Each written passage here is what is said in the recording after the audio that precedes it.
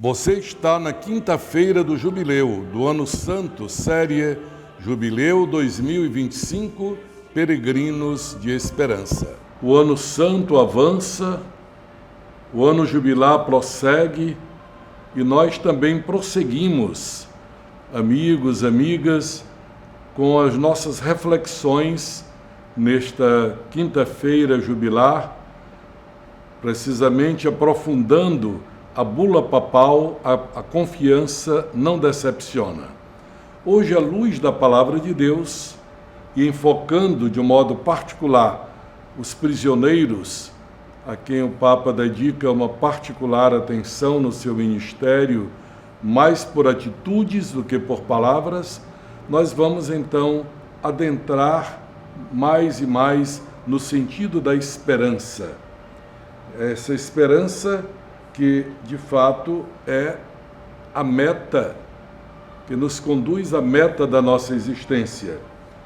Realmente, na vida, quem não tem esperança, como é que vai alcançar uma meta? Se eu não prossigo, se eu não me esforço para alcançar uma meta, é porque eu não tenho esperança. Por isso que as pessoas dizem com muito acerto, a esperança é a última que morre.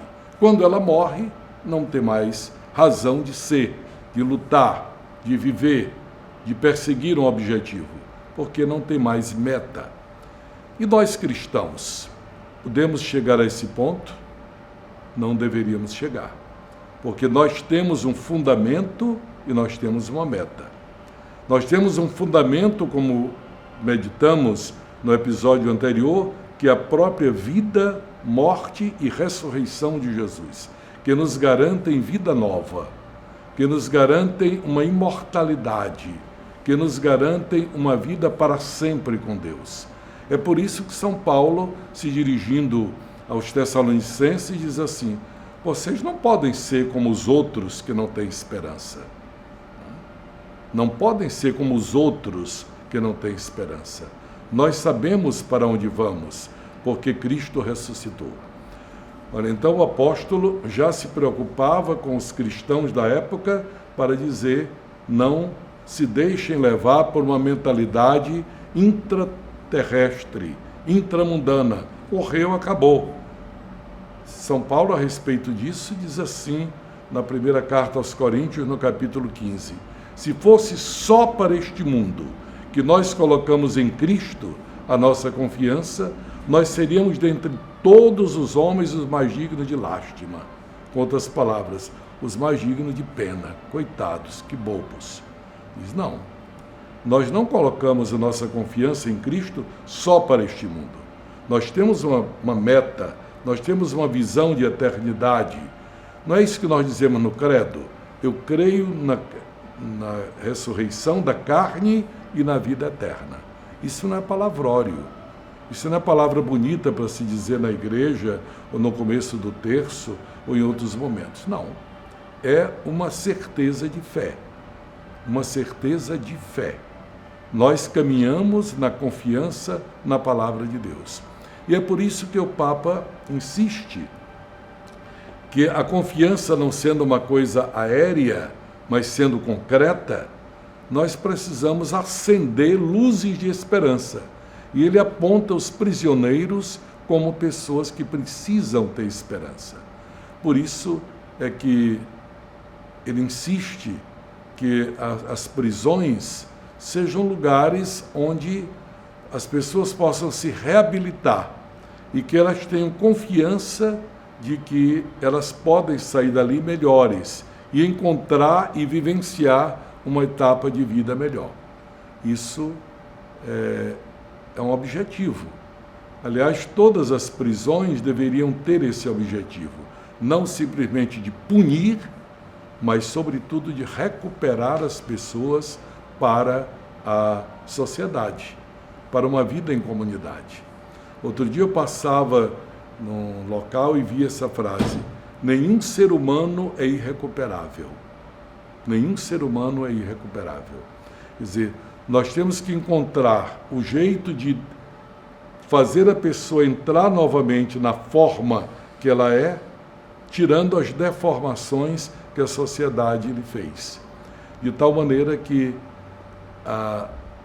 o trabalho de ir ao encontro dos prisioneiros, visitá-los, dar-lhes uma palavra de esperança, de ânimo, só saberem que não estão sozinhos, só saberem que não são simplesmente odiados, detestados, repelidos pela sociedade, pelo menos aquelas pessoas lhe dão atenção, isso já é uma grande coisa para quem ali está.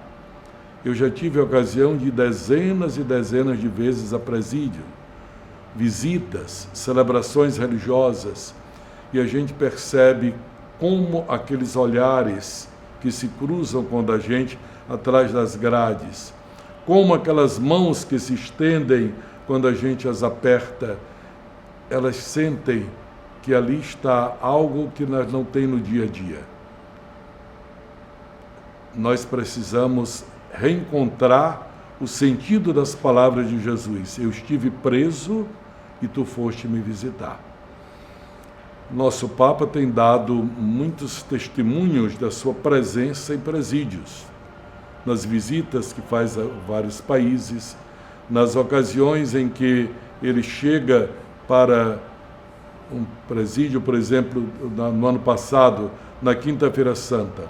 Ele foi fazer o lava-pés dentro de um presídio, beijando os pés dos presidiários e presidiárias, para dizer, aqui também está um filho de Deus, uma pessoa que pode ser recuperada pelo amor, recuperada pela humanidade daqueles que estão fora e que temos o dever realmente de ajudá-los a melhorar de vida.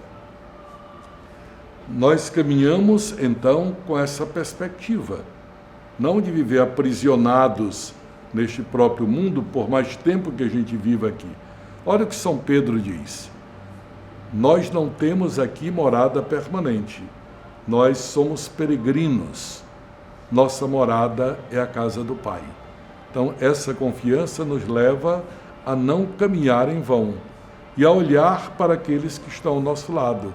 Eles precisam, e Jesus quer que eles sejam nossos companheiros também nesta habitação divina. Para vivenciar essa palavra, eu estava preso e tu foste me visitar, o que poderíamos fazer? Talvez alguns digam, eu não tenho coragem de ir a um presídio visitar uma pessoa. Eu concordo que há pessoas que não têm coragem, por uma razão ou por outra. Outros dizem, eu não me sinto bem indo a um presídio. Me dá até uma tontura, etc, etc. Posso entender. Mas há muitos de nós que temos possibilidade. Basta que a gente vença essa barreira. Ao encontrar aqueles irmãos e irmãs na prisão, você vai dizer, se fosse meu filho, se fosse minha filha, se fosse minha esposa, se fosse meu marido, fosse minha mãe ou meu pai que aí estivesse, eu não viria. Mas também há meios que você pode utilizar, além da visita pessoal. Você pode apoiar os grupos, que são vários, de diversas origens e denominações, inclusive vários grupos da nossa igreja que visitam constantemente os presídios. Aqui em Teresina, semanalmente, o presídio é visitado por 2 equipes da pastoral carcerária. Você pode, por exemplo, se não pode ir pessoalmente, você pode ajudar no transporte para que esses irmãos cheguem até lá. Não existe um transporte oficial para levar. Você pode ajudar com alguns objetos de higiene para serem distribuídos aos presidiários que precisam. Você pode orar tanto pelos presidiários quanto pelas pessoas que vão visitar, para que o seu trabalho seja um trabalho que tenha êxito. Você pode também facilitar o trabalho dessas pessoas, apoiando, dando sua palavra de encorajamento. Eu não vou, mas eu ajudo outros a irem e ajudo no seu trabalho. Isso também é uma forma de participar desta bem-aventurança. Eu estava preso, tu foste me visitar. este documento, que tenho mostrado repetidas vezes, a esperança não confunde, que a bula papal sobre o ano da esperança, o ano santo que estamos vivendo, o Papa diz: é preciso que nós sensibilizemos as autoridades constituídas para que elas promovam políticas públicas de reinserção dos presidiários e presidiárias na sociedade, que haja condições humanas para elas. A superpopulação dos presídios já é um drama muito sério. Eu nunca vou me esquecer que, visitando aqui em Teresina, alguns anos atrás, um presídio para adolescentes, eu vi estes adolescentes enjaulados. Não estou exagerando. Cada um estava numa jaula. Eu me pergunto, será? Eu não estou criticando o método que fazem, mas eu faço a pergunta: será que um jovem que passa 24 horas enjaulado, era uma jaula realmente, os cachorrinhos hoje têm mais liberdade, essa pessoa vai sair daí recuperada ou vai sair mais revoltada? Será que não existem métodos com a psicologia moderna, com tantos recursos que a ciência tem hoje, a sociologia, nós não teremos métodos melhores de ajudar esses adolescentes a se recuperar? O Papa Francisco diz que sempre que ele entra num presídio, ele pergunta: não seria eu a estar aí no lugar dele? Não poderia ser eu que estivesse aí? A pergunta é muito forte. Por isso ele abriu uma porta santa em um presídio, no Rebiba, lá na Itália. Logo depois que ele abriu a porta santa de São Pedro, no dia 26 de dezembro, ele foi abrir esta porta numa prisão, para dizer: vocês também podem passar por essa porta da esperança ao encontro de Jesus.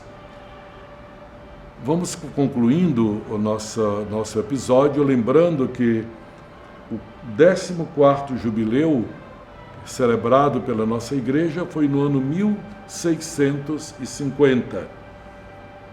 O Papa era o Papa Inocêncio X. Esse foi um dos jubileus da época, do século, mais bem participado, com mais espírito religioso, mais espírito penitencial. E nesta época, para curiosidade nossa, Roma já contava com 100.000 habitantes, em 1650.